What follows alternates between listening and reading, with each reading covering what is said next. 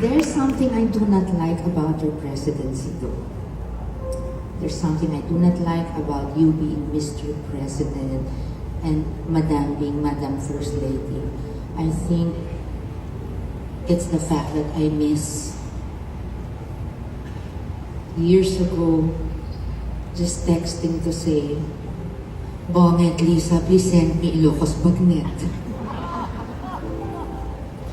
You never fail to do that. Mr. President, this is for you. Madam First Lady, this is for you, especially the first song. This is what you requested for. I'm happy to be here, sir. And sir, I have only one vice president there. My date tonight. Mali your choice, no?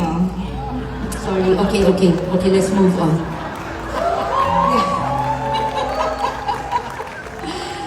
Basta, Mr. President, you have my support.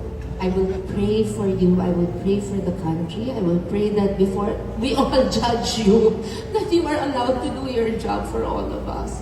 And we pray for good health, peace of mind from all the fake news, all the disinformation.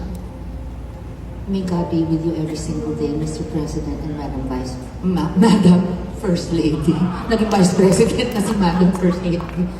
No, but that's my Vice President. My date.